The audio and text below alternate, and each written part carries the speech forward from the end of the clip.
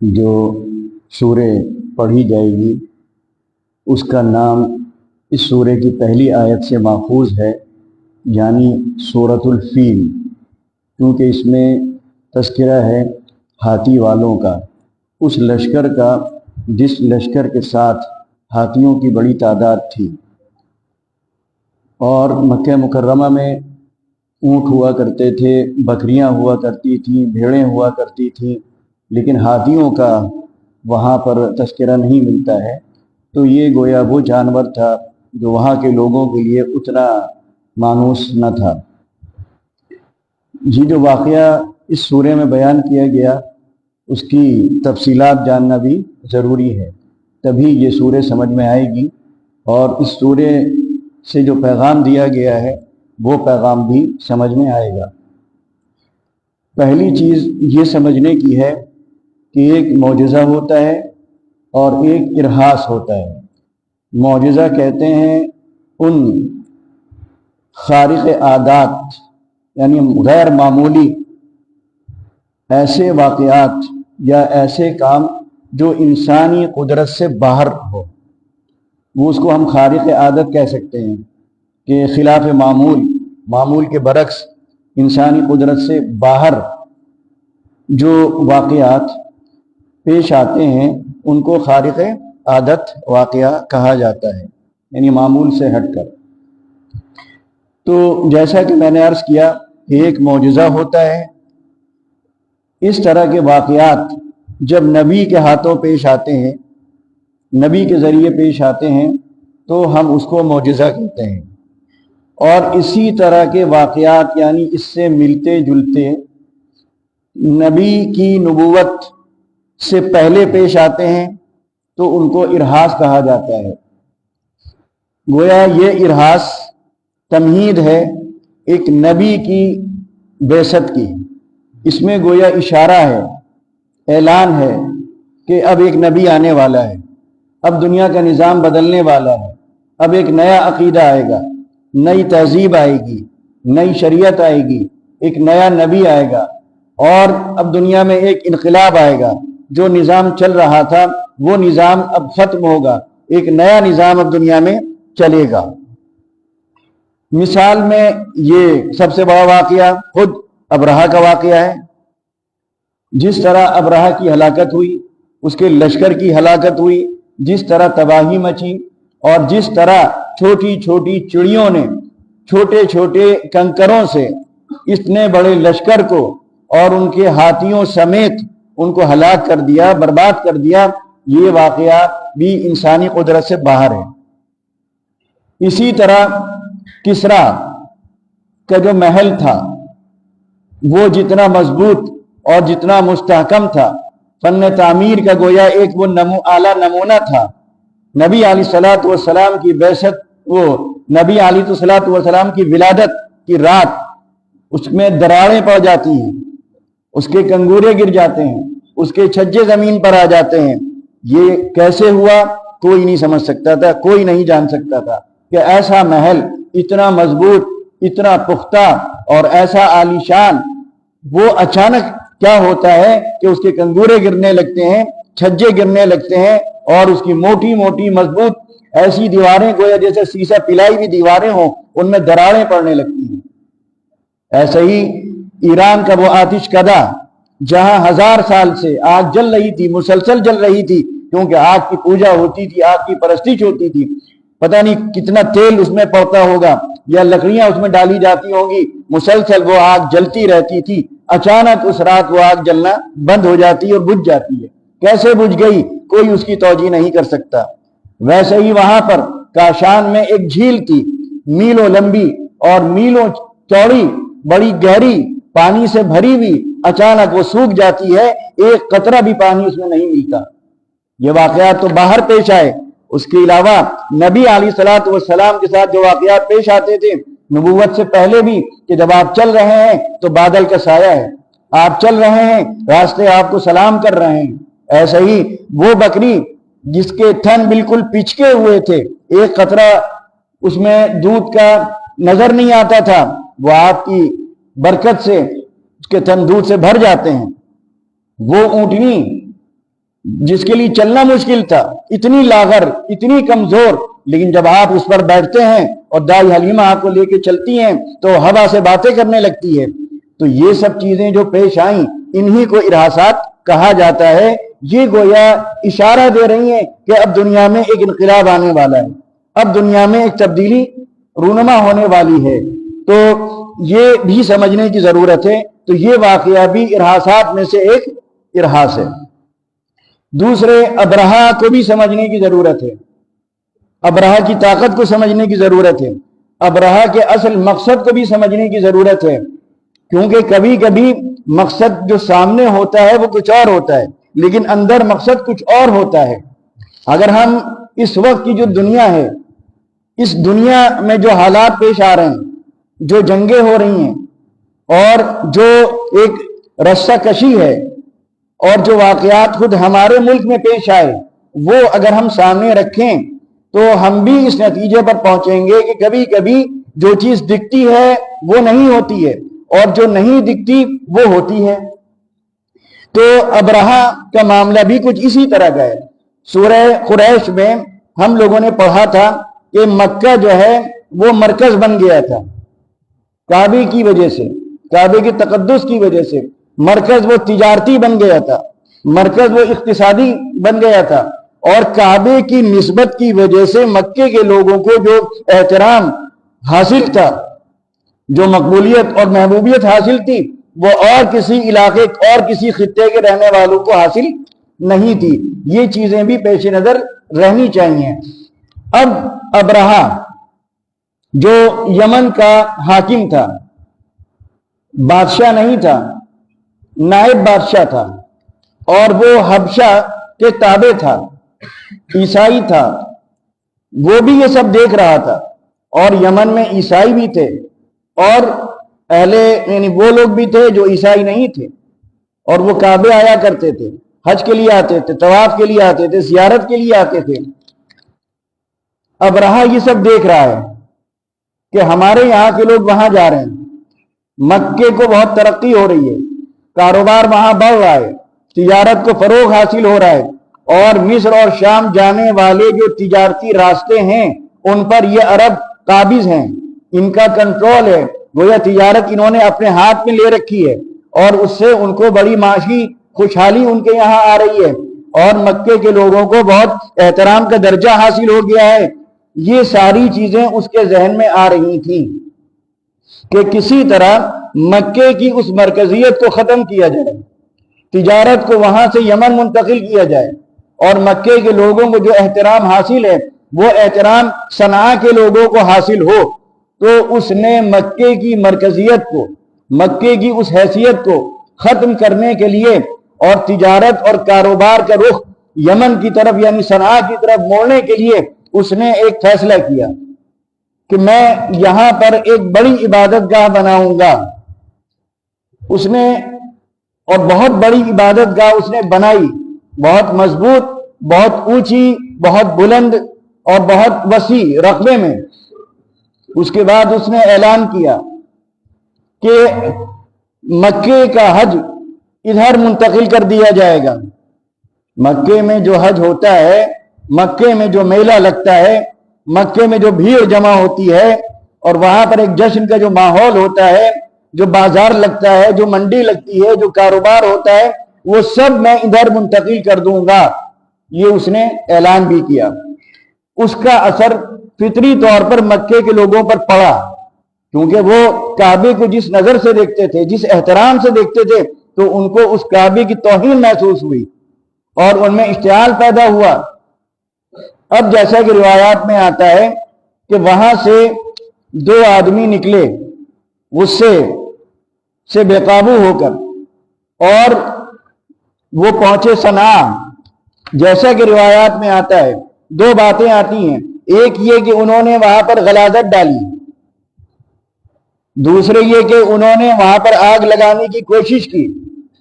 لیکن یہ بات بھی ذہن میں رکھنی چاہیے کہ کبھی کبھی یہ سب سازشیں ہوتی ہیں، اور ہم اگر اپنے ملک اور دنیا کی صورتحال کو سامنے رکھیں تو ایسے بہت سے واقعات مل جائیں گے۔ مثال کے طور پر امریکہ میں ٹاور گرا بعد میں ثابت ہوا کس نے گرایا، الزام کس پر لگا، اور اس ٹاور کے گرنے کے نتیجے میں امریکہ کو جواز ملا افغانستان پر حملہ کرنے کا۔ ٹاور اپنا خود گرایا اور افغانستان پہ کیا کیا، قبضہ کیا۔ صدام حسین کو کویت بھیجا اور اس سے سعودی عرب کو دھمکی دلوائی، اور اس کے بعد سعودی عرب کی حفاظت کے لیے فوجیں بھیج دی۔ تو کیا حفاظت کے لیے فوجیں بھیجی گئی تھی؟ پیٹرول کے کنووں پر قبضہ کرنے کے لیے اور ان پر کنٹرول کرنے کے لیے۔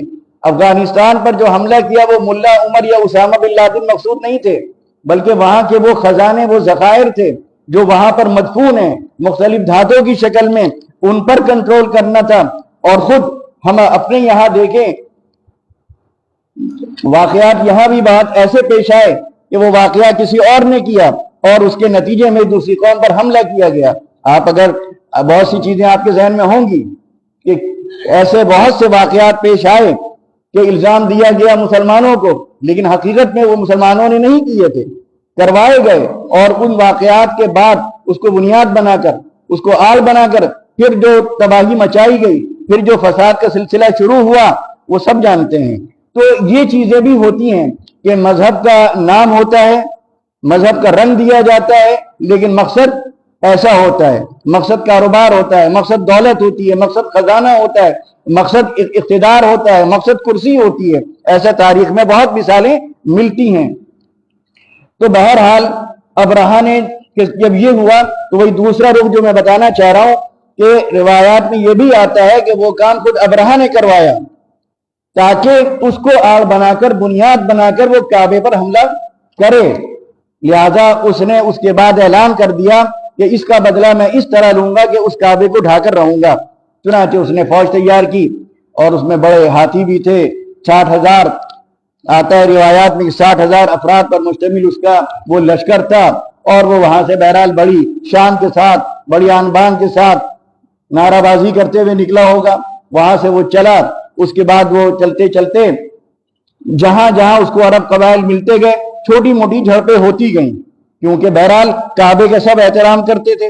لہذا انہوں نے اس کعبے کی حرمت کو خطرے میں محسوس کرتے ہوئے کچھ نہ کچھ ٹکرانے کی کوشش کی، روکنے کی کوشش کی، لیکن وہ کہاں سے مقابلہ کر سکتے تھے؟ وہ سب نہت تھے اور چند ہزار پر مشتمل، اور باقی وہ 60,000 کا لشکر جس میں ہاتھیوں کی بڑی تعداد اور مختلف جو ہتھیار ہو سکتے ہیں وہ تمام ہتھیار سے وہ لیس، تو کون اس کا مقابلہ کر سکتا تھا؟ لہذا جو قبائل راستے میں پہنچتے گئے وہ سب شکست کھاتے گئے، اور اس طرح وہ چلتے چلتے طائف وہ لشکر پہنچتا ہے۔ طائف میں بھی عبادت گاہ تھی، یعنی ایک بت خانہ تھا، وہ لات کے نام سے تھا۔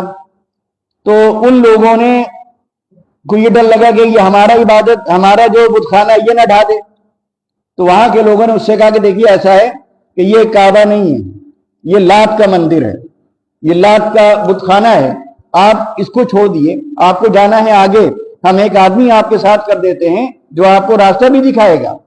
اس طرح انہوں نے اپنا دامن بچایا اور اپنے بت خانے کو بچایا۔ خیر وہ وہاں سے لشکر آگے روانہ ہوا، ان کے ایک رہبر، ایک گائیڈ کے رہنمائی میں چلتے چلتے ایک مقام آتا ہے، چند میل اس سے دور رہ جاتا ہے، مکہ مکرمہ، اس کا نام ہے مغمس، مغمس بھی کہا گیا ہے اور مغمس بھی کہا گیا ہے۔ وہاں پر اس لشکر نے پڑاؤ ڈالا۔ اب اتفاق کرنا کیا کہ آگے ایک چراگاہ بھی تھی اور وہاں پر قریش کے سرداروں کے اونٹ چرا کرتے تھے، یہ روایات میں یہ بھی آتا ہے۔ تو اور باقی یہ بھی ہے کہ ایسا واقعہ نہیں پیش آیا تھا، لیکن بہرحال اس کے بعد اس کے آدمیوں نے اونٹوں کو ہکا کر وہ لے گئے اپنے پاس، اپنے خیموں میں لے کے چلے گئے۔ اس میں 200 اونٹ عبد المطلب کے بھی تھے۔ خیر اب جب وہ اونٹ وہاں پہنچے، اس کے بعد اس نے اپنا ایک آدمی، یعنی ایک آدمی کو ایلچی بنا کر بھیجا مکے کہ جا کر وہاں حالات دیکھو، صورتحال کا جائزہ لو، اور ان کا جو سردار ہو اس سے کہو کہ اگر وہ مجھ سے بات کرنا چاہے تو آ سکتا ہے، بیٹھ کے بات کر لیتے ہیں، وہ ہٹ جائیں، ہمیں ان سے کوئی سروکار نہیں ہے، ہمیں ان کی جان نہیں لینا، ہم کوئی خون کا قطرہ نہیں بہانا چاہتے، ہم ان کے گھروں کو بھی نہیں چھیڑیں گے، ہمیں تو صرف اس کعبے کو ڈھانا ہے، ہم اس کو ڈھانے کے لیے آئے ہیں، یہ اس نے کہلوایا۔ خیر عبد المطلب اس وقت سب سے بڑے مکہ مکرمہ میں تھے، وہ آئے بات کرنے کے لیے۔ جب بات کا سلسلہ شروع ہوا تو پہلے تو ابرہہ عبد المطلب کی وجاہت سے، ان کے چہرے سے، ان کی قد و قامت سے، ان کے رنگ سے، ان کے روپ سے بہت متاثر ہوا۔ بہت خوبصورت آدمی تھے تو، اور یمن کے لوگ اتنے خوبصورت نہیں ہوتے ہیں، تو وہ بے پناہ اپنے اندر کشش رکھتے تھے، بڑی خوبصورتی رکھتے تھے، بڑا روب ان کے چہرے پر تھا، تو وہ متاثر ہوا۔ لیکن جب بات شروع ہوئی تو عبد المطلب کا یہ جملہ بڑا مشہور ہے کہ انہوں نے کہا کہ آپ میرے 200 اونٹ واپس کر دیجئے۔ تو اس پر اس کو بڑی ہنسی آئی۔ اس نے کہا میں تو تمہیں بڑی بلند نظروں سے دیکھ رہا تھا، تمہاری وجاہت، تمہاری شکل و صورت، تمہارا روب داب یہ مجھ پر اثر ڈال رہا تھا، لیکن اب تمہارے اس جملے نے تمہاری حیثیت میری نظروں میں گرا دی۔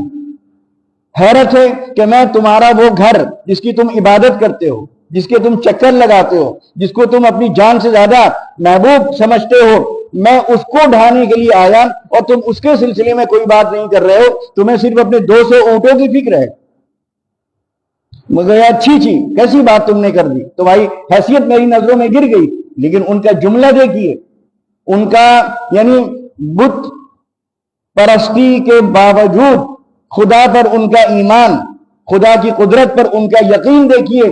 ہمارے اندر وہ یقین شاید نہ ہو، 5 وقت کی نماز پڑھنے کے بعد بھی وہ یقین ہمارے اندر شاید نہ ہو جو عبد المطلب کے اس جملے میں نظر آتا ہے کہ ان للبیت ربا یحمی، اونٹوں کا مالک تو میں ہوں، اس گھر کا مالک کوئی اور ہے، وہ اس کی حفاظت کر لے گا، وہ جانتا ہے۔ کیا یقین ہے، کیا اطمینان ہے، کتنا خدا کی ذات پر بھروسہ ہے۔ آج یعنی انہوں نے پورا کا پورا معاملہ خدا پر چھوڑ دیا۔ ہمارا معاملہ کیا ہے کہ ہم پورا نہ خدا پر چھوڑتے ہیں اور نہ پورا خود کرنا چاہتے ہیں، خود بھی نہیں کرتے اور خدا پر چھوڑتے بھی نہیں، چھوڑتے بھی ہیں تو ادھورا اور خود کرتے بھی ہیں تو وہ بھی ادھورا۔ اگر اس طرح چھوڑا جائے جس طرح عبد المطلب نے چھوڑا تھا تو آج ہمارے ہاں بھی شاید وہ واقعات نہ ہوتے جو ہو گئے۔ بہت سی چیزیں ایسی ہیں کہ غور کرنے کی ہیں۔ یہ صورت ہمیں ان کی طرف توجہ دلا رہی ہے کہ ان کا یہ جملہ کہ اس کعبے کا، اس گھر کا مالک ہے، وہ اس کی حفاظت کرنا جانتا ہے، وہ کرے گا، وہ اس کو بچائے گا۔ یعنی کتنا یقین ہے کہ وہ اس کو بچائے گا، مطلب تم اس کو نہیں ڈھا پاؤ گے، تم اس کو نہیں گرا پاؤ گے۔ یہ بات وہ اس کے منہ پہ کہہ رہے ہیں، کس جرات کے ساتھ کہہ رہے ہیں، کس بے باکی کے ساتھ کہہ رہے ہیں، کس ہمت کے ساتھ کہہ رہے ہیں، کس یقین کے ساتھ کہہ رہے ہیں۔ یہ بھی آسان نہیں تھا، ہم آپ یہ نہیں کہہ سکتے تھے اس طرح کے کسی آدمی کے سامنے کہ وہ بچا لے گا، لیکن انہوں نے کہا کہ وہ بچائے گا۔ یہ نہیں کہا شاید بچا لے، شاید بنی، ان للبیت ربا یحمی، اس گھر کا ایک مالک ہے، وہ اس کی حفاظت کرے گا، وہ اس کو بچائے گا۔ کس سے بچائے گا؟ تم سے بچائے گا۔ اور بچائے گا کیسے بچائے گا؟ کہ تمہیں غارت کر دے گا، تم ہی ڈھا جاؤ گے، تمہاری فوج ڈھا جائے گی، تم اس کو چھو بھی نہیں پاؤ گے۔ تو یہ پیغام انہوں نے دیا۔ خیر وہ تو ایک نشے میں تھا، مدہوش تھا، جیسے پاگل ہاتھی ہوتا ہے اس طرح پاگل ابرہہ بنا ہوا تھا، اس پر ایک نشہ طاقت کا، غرور کا چڑھا ہوا تھا، اس نے کوئی توجہ نہیں دی۔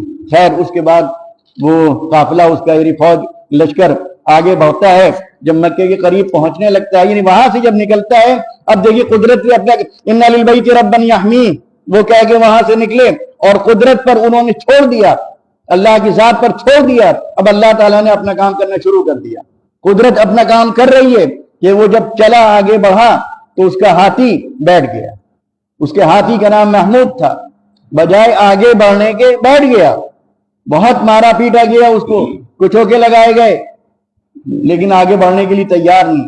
دائیں طرف رخ کیا جائے چلنے لگے، بائیں طرف کیا جائے چلنے لگے، پیچھے کیا جائے چلنے لگے، آگے نہیں بڑھ رہا ہے۔ دیکھیے اب پہلا واقعہ تو یہ ہوا۔ اس جملے کے بعد دوسرا کیا ہوا کہ اللہ تعالیٰ نے ایک لشکر بھیج دیا۔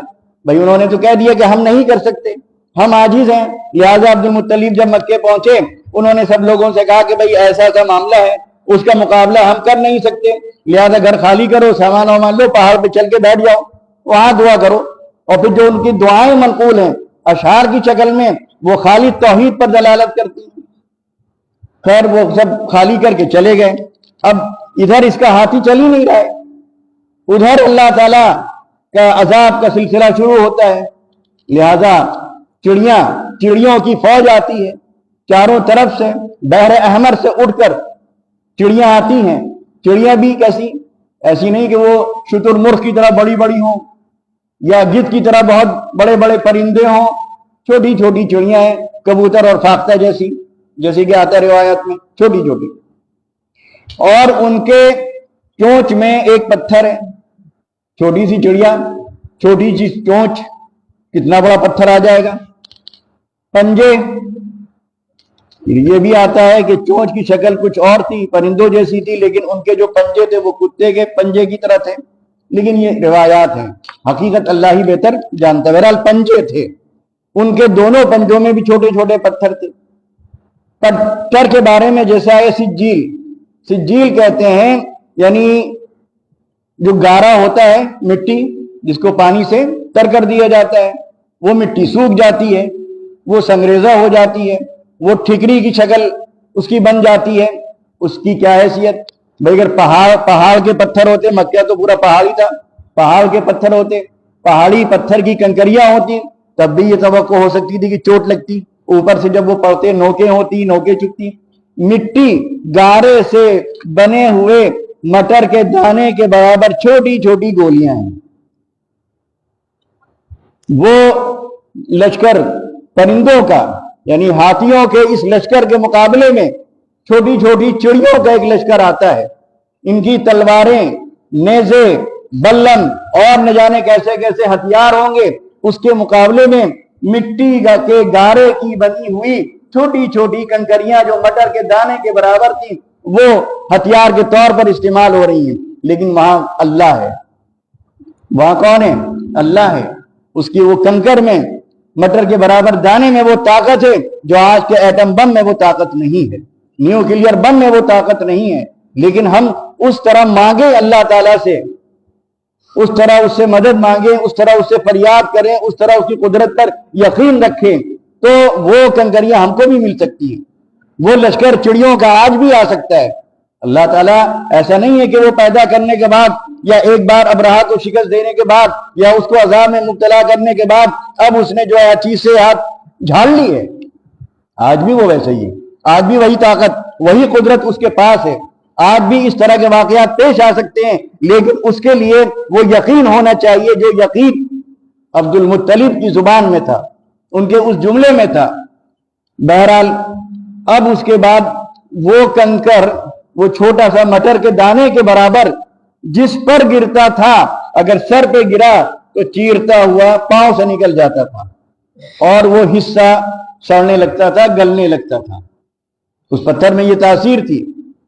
اور کوئی ایسا شخص نہیں تھا جس پر وہ پتھر نہ لگا ہو, جس پر مٹر کے دانے کے برابر وہ دانہ نہ پڑا ہو. اس کے بعد جو سلسلہ پھر شروع ہوتا ہے کہ جسم گلتا ہے, جسم سڑتا ہے, ایک ایک پور جسم کا گرنے لگتا ہے, اور پھر اس کے ساتھ خون بہتا ہے, اس کے ساتھ مواد اور پیپ بہتی ہے. اور وہ آدمی جو اچھا بھلا 6-7 فٹ کا تھا, کچھ تو وہیں مرے, کچھ راستے میں مرے, کچھ صنعاء میں جا کے مرے. اس طرح جیسے کہ گوشت کا لوتھڑا ہوتا ہے, جیسا کہ مرغی کا بچہ جب پیدا ہوتا ہے بغیر پر کے, اس شکل میں آدمیوں کی شکلیں ہو گئی تھی, اس طرح ان کے جسم بن گئے تھے. ابرہہ تو بہت آخر میں مرا, کیونکہ اس کو تو بہت تکلیف ہونا تھی, راستے بھر ہونا تھی, ایک ایک پور اس کا گرتا جاتا تھا, خون اور مواد بہتا جاتا تھا, اور وہاں جب پہنچا ہے تو اتنا سا رہ گیا تھا, اتنا سا رہ گیا تھا. یہ حال سب کا ہوا, ایک ایک فرد کا, ایک ایک شخص کا, ایک ایک فوجی کا, ایک ایک ہاتھی کا ہوا. یہ عذاب ان پر آیا. اس واقعے کی طرف اس میں اشارہ ہے کہ جو اللہ یعنی قریش کو یہ احساس دلایا جا رہا ہے, ان کو یہ بتایا جا رہا ہے کہ اس کعبے کی حفاظت کس نے کی؟ اللہ نے کی, تم نے نہیں کی. اور تمہاری حفاظت بھی ابرہہ کے لشکر سے جو ہوئی اسی کعبے کی نسبت کی بنیاد پر ہوئی. اگر تم اس نسبت کا خیال نہ رکھو گے تو پھر تمہارے ساتھ بھی حشر اچھا نہیں ہوگا. اس کے بعد یہ بھی آتا ہے روایات میں کہ عبد المطلب اور عبد المطلب کے ساتھ جو لوگ تھے 10 साल उन्होंने बुतों की इबादत नहीं की, क्योंकि ये भी समझने की जरूरत है कि उस वक्त जब अब्राहा वहां आ रहा है उस वक्त भी काबे के अंदर 360 बुत हैं। अब्दुल मुत्तलिब ने ये नहीं कहा कि आप क्या लड़ेंगे, हमारे उस घर में 360 हमारे माबूद बैठे हुए हैं, 360 बुत रखे हुए हैं। 360 का जिक्र भी नहीं किया, 360 का लफ्ज भी उनकी जुबान पर नहीं आया, क्योंकि उन्हें मालूम था कि इन 360 की कोई हैसियत नहीं। ये 360 तो ऐसे हैं कि हम खुद इनको रखते हैं, खुद उठा देते हैं, खुद खड़ा करते हैं, खुद लिटा देते हैं, खुद बाहर कर देते हैं, खुद अंदर कर देते हैं, इनकी क्या हैसियत। तो इन्ना लिल बैति रब्बन याहमी, अल्लाह ही बचाएगा, ये नहीं बचाएंगे। उनका जिक्र भी नहीं किया, उनका नाम भी नहीं लिया। बहरहाल ये इस सूरे का एक तारीखी पस मंजर है, ये ज़हन में रखने की जरूरत है।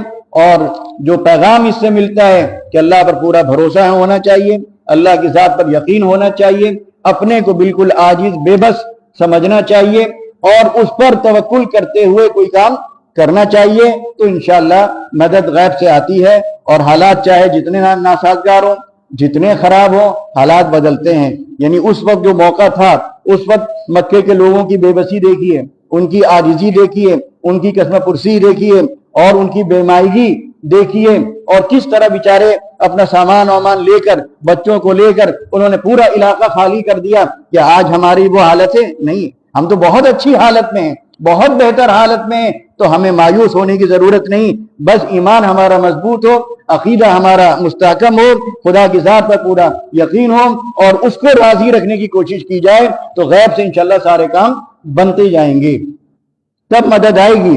और बगैर उस पर यकीन किए, बगैर उस पर तवक्कुल किए, बगैर अपने मामलात और उसके हवाले किए आप चाहें कि अल्लाह ताला की मदद आ जाए, तो नहीं आएगी। अपने ऊपर भरोसा नहीं, उसकी ज़ात पर भरोसा करना होगा और गुनाहों से बचना होगा और इबादत का जो फराइज है वो अंजाम देने होंगे और जो मासी हैं उनको छोड़ना होगा। शैतान से अपना रिश्ता तोड़कर अल्लाह ताला से अपना रिश्ता जोड़ना होगा, तो इंशाअल्लाह हमारे हालात जिससे बड़ी मायूसी होती जा रही, जिनको देखकर इंशाअल्लाह मायूसी के ये बादल छटेंगे और इंशाअल्लाह जो जैसा कि बहरहाल एक जो कहा गया कि इरहासात जो होते हैं, अब नबी तो कोई नहीं आएगा, लेकिन इरहासात के बारे में यही एक उसकी मिसाल दी जाती है कि जब रात खत्म हो रही होती है तो शफक पर एक लकीर लाल और सफेद नमूदार होती है, वो इस बात की अलामत होती है कि उजाला होने वाला है, रात की तारीकी छटने वाली है, सुबह आने वाली है। तो अब नबी तो कोई नहीं आएगा, लेकिन आपकी नबूवत का सिलसिला जारी है, आपकी नबूवत का सिलसिला जारी है, तो उसका फायदा हमें क़यामत तक हासिल होता रहेगा, बशर्ते कि हम उस फायदे यानी वो फायदा उठाने के लायक अपने को बना लें, तब वो फायदा हमको हासिल होगा। अब उसकी तर्जुमा और तिलावत। अऊज़ु बिल्लाहि मिनश शैतानिर रजीम, बिस्मिल्लाहिर रहमानिर रहीम। अलम तरा कैफ फ़अल रब्बुका बिअस्हाबिल फील अलम यजअल कैदहुम फी तदलील वअरसल अलैहिम तैरन अबाबील तरमीहिम बिहिजारतिम मिन सिज्जील फजअलहुम कअस्फिन मअकूल। सदक़ल्लाहुल अज़ीम। इस पहली आयत में अल्लाह ताला फरमा रहा है नबी अलैहिस्सलातु वस्सलाम को मुखातब करके, लेकिन जहाँ जहाँ कुरान करीम में ऐसा मिलता है तो आमतौर पर वहाँ पर पूरी उम्मत आपकी मुराद होती है। पूरी उम्मत से ये खिताब है, हमसे भी है, आपसे भी, हमारे बाद आने वालों से भी है, क़यामत तक जितने लोग आते रहेंगे दुनिया में ये खिताब सबसे होता रहेगा। अलम तरा, क्या आपने नहीं देखा? यकीनन नबी अलैहिस्सलातु वस्सलाम की विलादत से पहले का वाक़या है, तो आपने तो नहीं देखा होगा, लेकिन अलम तरा यानी क्या आपके इल्म में यह वाक़या नहीं आया? और ये वाक़या चूँकि आपकी विलादत से चंद साल पहले का है, تو اس واقعے کو دیکھنے والے موجود تھے جنہوں نے نبی علیہ الصلوۃ والسلام سے بیان کیا ہوگا، اور یہ واقعہ اتنا معروف واقعہ تھا، اتنا مشہور واقعہ تھا کہ لوگوں کی زبان پر یہ واقعہ جاری ہو گیا تھا، ہر شخص اس سے واقف، بچہ اس سے واقف۔ تو اگرچہ آپ نے نہیں دیکھا لیکن اتنا سنا اور اتنا آپ کے علم میں لایا گیا کہ یہ ایسا ہی ہو گیا جسے کہ مشاہدے میں آ چکا ہو۔ بعض باتیں جو سنی بھی ہوتی ہیں، علم میں آتی ہیں، لیکن وہ اتنی یقینی ہو جاتی ہیں کہ اس کے بارے میں یہ کہا جا سکتا ہے کہ گویا آپ نے اس کو دیکھا، وہ دیکھنے جیسی ہو جاتی ہے، مشاہدے جیسی کیفیت اس میں پیدا ہو جاتی ہے، مشاہدے والا یقین اس میں آ جاتا ہے۔ تو الم تر کیف، کیا آپ نے نہیں دیکھا؟ الم تر کیف فعل ربک، کہ آپ کے رب نے کیا کیا؟ کسی نے نہیں کیا، عبد المطلب نے نہیں کیا، قریش نے نہیں کیا، ہاشمیوں نے نہیں کیا، یا اور جو وہاں قبائل آباد تھے انہوں نے نہیں کیا۔ فعل ربک، صرف اور صرف کس نے کیا؟ آپ کے پروردگار نے۔ کس کے ساتھ؟ اصحاب الفیل، ہاتھی والوں کے ساتھ، مراد ابرہہ کے لشکر کے ساتھ۔ آپ کے رب نے کیا معاملہ کیا، کیا سلوک کیا، کیا اس کو سزا دی، کیسا عبرتناک اس کا انجام ہوا، یہ سب کس نے کیا؟ آپ کے پروردگار نے۔ تو اس میں آپ کو بھی ڈھارس دی جا رہی ہے، آپ کو بھی اطمینان دلایا جا رہا ہے کہ یہ جو آپ کو ستا رہے ہیں، یہ جو آپ سے دشمنی کر رہے ہیں، یہ جو آپ کے خون کے پیاسے ہیں، یہ جو آپ کی جان کے درپے ہیں، آپ کیوں ان سے گھبراتے ہیں؟ کیا ان کے پاس ابرہہ سے زیادہ طاقت ہے؟ کیا ان کے پاس ابرہہ سے بڑا لشکر ہے؟ کیا ان کے پاس ابرہہ جیسے ہاتھی ہیں؟ کیا ان کے پاس ابرہہ جیسے وسائل ہیں؟ ابرہہ کے آگے تو یہ مچھر کی حیثیت نہیں رکھتے ہیں، یہ تو خود بھاگ کھڑے ہوئے تھے، لیکن وہی پروردگار تھا جس نے ابرہہ کو ہلاک کیا، اس کے لشکر سمیت ہلاک کیا، تو وہی اللہ آج بھی ہے، وہ آج بھی ہلاک کر سکتا ہے۔ تو ان کی کیا حیثیت؟ ان سے مت ڈریے آپ، ان کی کوئی اوقات نہیں ہے، کوئی حیثیت نہیں ہے۔ آپ سے ذہن میں رکھیے کہ آپ کا پروردگار کتنی قدرت رکھتا ہے، وہ کتنی طاقت رکھتا ہے جب وہ اتنے بڑے لشکر کو بھوسا بنا سکتا ہے، مرغی کا چوزا بنا سکتا ہے۔ تو یہ قریش، یہ سب جو یہاں مختلف قبائل ہیں، جن کے پاس نہ ڈھنگ کے ہتھیار ہیں، جن کے پاس نہ وہ وسائل ہیں، جن کے پورے میں مکے میں آپ دیکھ لیں شاید ایک ہاتھی نہ ملے گا، ڈھنگ کا ہتھیار نہ ملے گا، یہ کیا آپ کو نقصان پہنچا دیں گے؟ الم تر کیف فعل ربک باصحاب الفیل، آپ تو پھر بھی انسان ہیں، آپ پھر بھی ہاتھ پاؤں رکھتے ہیں، آپ کے ساتھ بھی پھر بھی کچھ لوگ ہیں، آپ تو مقابلہ بھی کر سکتے ہیں، لیکن یہ سب تو کعبے کو خالی چھوڑ کے چلے گئے تھے۔ کعبہ کیا مقابلہ کرتا؟ اس کے اندر کیا جان تھی؟ کیا اس کے پاس ہتھیار تھے؟ کیا اس کے پاس لشکر تھا؟ وہ تو دیواریں تھیں، 4 دیواریں تھیں، جب چاہتا وہ ڈھا دیتا۔ اور اس نے کیا یہ تھا کہ جب وہاں قریب پہنچا تو اس نے ہاتھیوں میں زنجیریں باندھ دی تھی، اور اس کا ارادہ یہ تھا کہ کعبے کی طرف ہاتھیوں کو دوڑا دے گا اور ہاتھیوں کی ٹکر سے وہ پوری عمارت زمین بوس ہو جائے گی۔